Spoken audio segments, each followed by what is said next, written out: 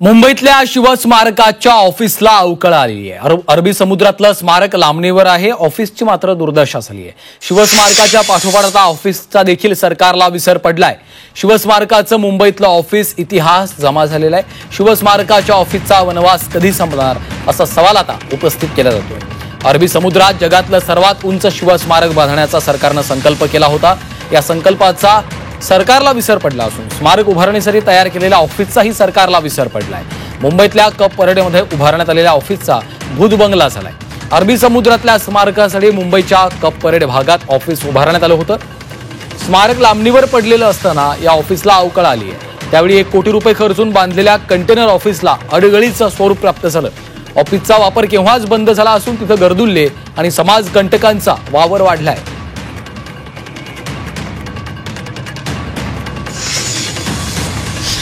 आता आपल्याला कळलं असेल त्यावेळी जे जलपूजन झालं होतं प्रधानमंत्री महोदयांच्या हस्ते, घाईघाईत का केलं होतं तर निवडणुका मुंबई महानगरपालिकेच्या तोंडावर होत्या आणि त्यानंतर आतापर्यंत एक सुद्धा वीट रचली गेलेली नाहीये। आपण आता पाहतोय की अनेक ह्यावेळी पण स्मारकं मला वाटतं कितीतरी घोषित केलेली आहेत, पण ही सगळी स्मारकं घोषित करत असताना आत्ताच्या म्हणजे आत्ता वर्तमान काळ जो आहे, महाराष्ट्राची काय स्थिती आहे ह्याच्यावर आपण विचार करणं गरजेचं आहे। बरं, दुसरी गोष्ट म्हणजे आज छत्रपती शिवरायांची जयंती आपण साजरी करत आहोत, पण आजच्या दिवशी कोश्यारी असतील, कोरटकर असतील, सोलापूरकर असतील, आज तरी त्यांना अटक होणार आहे का?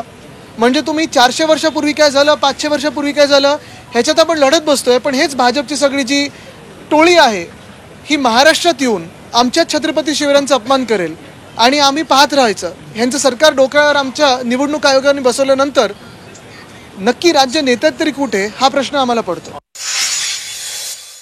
विश्वासने दुरावस्था समोर आणली आहे। मी तुमचं निश्चितच ही दुरावस्था समोर आणल्याबद्दल कौतुक करेन आणि त्यासाठी निर्माण केलेली यंत्रणा असेल, त्यासाठी निर्माण केलेल्या इतर काही कार्यक्षेत्र असतील, ह्या सगळ्या गोष्टी पहिल्यापासून कुठेतरी मुंबईकरांच्या नजरेत संशयास्पद होत्या, विचार करायला लावणाऱ्या होत्या आणि दुर्दैवाने त्याच्यातलं प्रमुख काम ज्यांच्याकडे होते दुर्दैवाने त्यांचं ते मरण पावले। परंतु त्यासाठी इतर ज्या काही निर्माण गोष्टी आहेत, आता जसं कार्यालय तुम्ही बोलता, बरोबर आहे, 1 कोटी जर आम्ही खर्च केले, जनतेचा पैसा आहे, तो जनतेचा पैसा असा अनाठायी खर्च होणं हे चुकीचं आहे। त्याच्यामुळे ह्या सगळ्या गोष्टींमध्ये निष्काळजीपणा ज्याने दाखवला आहे त्याच्यावरती शासनाने त्वरित कारवाई केली पाहिजे। महाराष्ट्राची अस्मिता जर जोपासायची आहे तर तो पुतळा कधी होणार आहे हा प्रश्न आज ऐरणीवर आहे आणि हा पुतळा जेव्हा होणार आहे त्याची तारीख आणि त्याच्या भूमिपूजन तर जाऊन समुद्रात जाऊन करून आले। भूमिपूजन कुठे आहे तिथे तर काही भूमिपूजनाचा दगडही लावलेला नाही, मात्र त्या भूमिपूजनानंतर त्याचं उद्घाटन कधी आहे हे तारीख ते सांगायला तयार नाही आणि उलट पक्षी जे शासकीय निधी खर्च करून बांधण्यात आलेलं जे कार्यालय आहे त्याची दुरावस्था आहे। खिडक्या उडून गेल्या, नीट बसायची जागा नाही, कुठे पाणी गळतं, लाईट नाही, अशी कार्यालयाची दुरावस्था आहे। त्या कार्यालयाच्या दुरावस्थेवरूनच लक्षात येतं की यांना छत्रपती शिवाजी महाराजांची काहीही देणे घेणे नाही। हातभर अंतरावरच्या कार्यालयाची दुरावस्था इतकी जर वाईट असेल तर महाराष्ट्रातल्या कानाकोपऱ्याची अवस्था जी अत्यंत खराब अवस्था झालेली आहे, कायदा सुव्यवस्थेची परिस्थिती बिघडलेली आहे आणि टोळी युद्ध सगळीकडे जे सुरू झालेलं आहे ते या निमित्तानं आपल्याला समजून घेतलं पाहिजे आणि यांना हातभर काय हितभर काय यांना स्वतःच्या पलीकडे आणि या सत्ता पिपासू जर या सर्व मंडळींना म्हटलं तर चुकीचं ठरणार नाही। स्मारक फिजिबिलिटी जे आहे लगी ते होऊ शकत नव्हतं। उगीच काहीतरी मतासाठी दिखावा केला, दाखवड सोंग केलं आणि लोकांना भासवलं की आम्ही महाराजांचं अरबी समुद्रामध्ये स्मारक करतो आहे, पुतळा उभारतो आहोत। हे सोंग सरकारचं आता उघडं पडलेलं आहे म्हणून। आणि यावर जे काही खर्च आला, मला माझ्या माहितीप्रमाणे 30-35 कोटी रुपये खर्च आला, पाण्यात गेला पैसा। कोणाला तरी जबाबदारी फिक्स केली पाहिजे। कार्यालय उघडलं, थाटामाटात हे केलं, तिकडे फर्निचर लावला आणि जसं आता हे 8,000 कोटी रुपये खर्च करणार, कुठले 800 कोटी आणि 8,000 कोटी, अनेकाच्या तोंडाला पाणी सुटलं की आता आम्हाला याच्यातून 10% प्रमाणे पैसे मिळतील। कुठेही पैसे खायची लालूच आणि सवय लागली आणि त्यामुळं हे सगळं जे काही झालंय ते आता ते कार्यालयाची दुरावस्था, ते पुतळा करायचंच नाही तर ते बंद करा, किराया बिरा काय द्यायचं संपवून टाका विषय आणि सरकारने जनतेच्या पैशाची अशी उधळपट्टी करू नये किंवा दुर्दाण करू नये अशी आमची मागणी आहे। आणि याचा सविस्तर आढावा घेतलेला आहे आमचे प्रतिनिधी गोविंद तुपे यांनी, पाहूयात। छत्रपती शिवाजी महाराजांची आज स्थितीनुसार जयंती अख्ख्या देशभरात वेगवेगळ्या ठिकाणी वेगवेगळ्या प्रकारे साजरे होते आहे.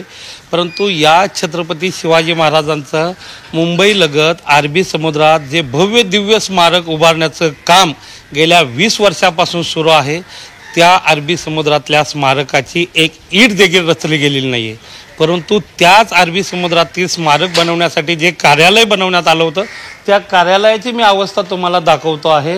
हे संपूर्ण कॅबिन कंटेनरचं कार्यालय या ठिकाणी मुंबईतल्या कप परेड परिसरात बनवण्यात आलं होतं. परंतु त्याची इतकी अवस्था वाईट आहे की संपूर्ण कॅबिन कंटेनरचा पत्रा जीर्ण झालेला आहे. या ठिकाणी वेगवेगळ्या वस्तू अस्ताव्यस्त पडलेल्या आहेत. आपल्यासोबत RTI कार्यकर्ते संतोष दौंडकर आहेत. तुम्ही RTI मधून माहिती काढली. कार्यालयाची इतकी भयान दुरावस्था पाहायला मिळते.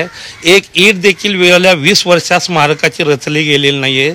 वेगवेगळ्या राज्यात स्मारक उभा करण्याचे संकल्प केले जात आहेत. काय म्हणतात? फार चुकीचं आहे, कारण नुसत्या घोषणांवर घोषणा सरकार करत जात आहे.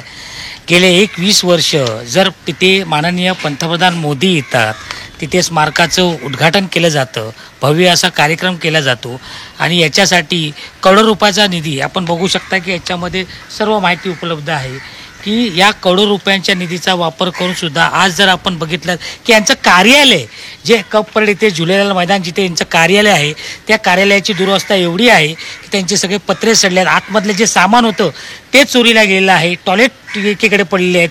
इथे कुठल्या प्रकारची सुरक्षा नाही आहे. म्हणजे जवळजवळ 7 कोटी खर्च केलेला आहे. म्हणजे खर्च खोटे करत राहायचं आणि त्यातून निष्पन्न काही होणार नाही. 2005 ते 2025 स्मारक अद्याप झालं नाही आहे. ही दुर्दशा आहे. आपण जर बघितलं तर या सगळ्या स्मारकाबाबतचे एक सर्वोच्च न्यायालयामध्ये याचिका प्रलंबित आहे आणि त्यामुळं या सर्व कामाला जरी स्थगिती देण्यात आली असली तरी आत्तापर्यंत 25 कोटी रुपये खर्च या स्मारकाच्या अनुषंगाने वेगवेगळ्या कामासाठी झालेला आहे. परंतु प्रत्यक्षात स्मारकाची एक ईट देखील रचली गेलेली नाही. हे तितकंच शाश्वत सत्य आहे. सागर पाटीलसह गोविंद तुपे, G24 तास, मुंबई.